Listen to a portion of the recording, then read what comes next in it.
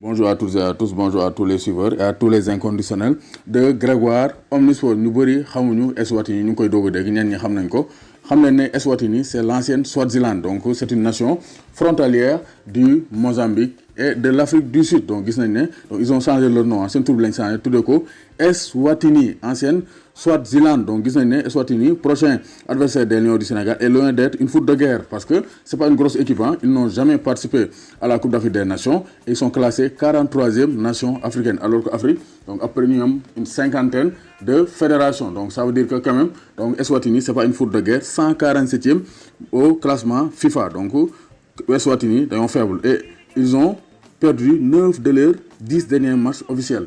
Les 10 derniers matchs, ils ont perdu les 9 matchs. Donc c'est pour dire que vraiment, Eswatini, c'est pas un adversaire qui peut réussir au Sénégal, même si le football reste le football. Donc actuellement, ils n'ont pas de professionnels. C'est un professionnel, il fallait jouer et Afrique du Sud. Donc c'est un joueur qui gagne, donc am khalis, il faut gagner, donc mon football, nous jouer Afrique du Sud. Sinon, il y a un petit donc club Eswatini, là ils jouent notamment Young Buffaloes, Mbaban Swallows, qui jouent les premiers rôles. Donc ñaar yoy ñoy club yi gëna mag fele ci Eswatini, donc joueur majoritaire yëpp fele ñi jouer. Donc Eswatini c'est pas une foot de guerre, donc Sénégal normalement war ñu am difficulté pour battre l'Eswatini, parce que aussi un argument l'autre Eswatini n'a un problème parce que Aliou Cissé n'a jamais perdu en éliminatoire. 13 matchs éliminatoires, 12 victoires et un match nul. Donc Aliou Cissé vise une 13e victoire en éliminatoire donc de la CAN.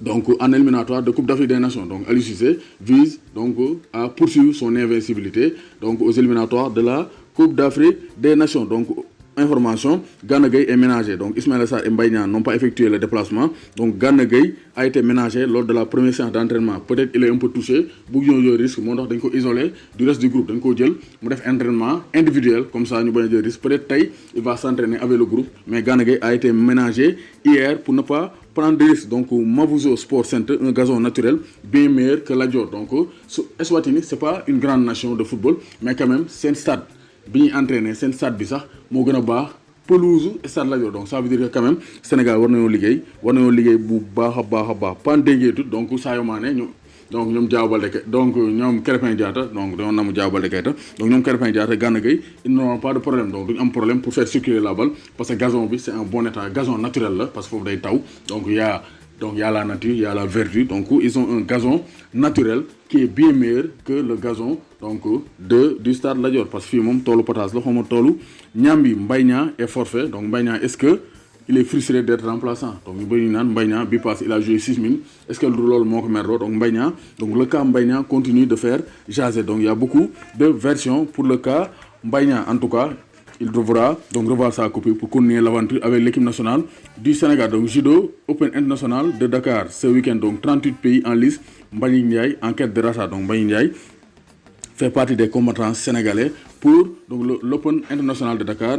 Discipline Judo, donc tournoi de qualification Sénégal-Mali, donc duel pour la tête de la poule B. Donc gis nañ ne Sénégal premier match bi donc ils sont bien donc démenés. Donc tey Sénégal-Mali la 13h30. Donc ça ne sera pas donc une mince affaire parce que Sénégal xam nañ ne Mali moom c'est l'équipe nationale féminine bi il joue très bien au basket. Donc du yomb il faudra bien se lâcher pour s'imposer face au Mali. Donc Paul George signe un retour brillant mais perdant. Donc pour sa première sous le maillot des Clippers, Paul George a bien joué mais Paul George a perdu. Donc c'est clair que ça c'est pas une bonne opération pour Paul George et les Clippers. Donc Ronaldinho bien meilleur que Messi et Ronaldo. Donc gis nañ ne donc Willian George Borges da Silva, donc Willian le joueur de Chelsea nee na Ronaldinho moo mën Messi moo mën Cristiano Ronaldo du seen morom. Donc finale Coupe du monde U17 ce dimanche on aura Mexique Brésil 22h GMT. Donc ça sera un match très disputé entre deux très belles équipes des petites catégories, le Brésil et le Mexique. Donc zone 1C Haute-Cap Lebougui gi en quête d'un retentissant triplé. Donc l'équipe bi Diamaguène ñooy jouer pour la finale senior 17h30 GMT ce dimanche. Cadet Renaissance Lebougui 16h 15h pour les vétérans Diamaguène Lebougui. Donc Lebougui final nañ vétéran, final nañ cadet, final nañ senior. Donc l'équipe de Aïdara, le grand docteur Aïdara maa ngi lay bëgg bu baax. Donc Lebougui de Rufisque donc qui confirme sa suprématie dans les navétanes. Rufisque doomu Gaynde Njaay warul tiit warul ragal.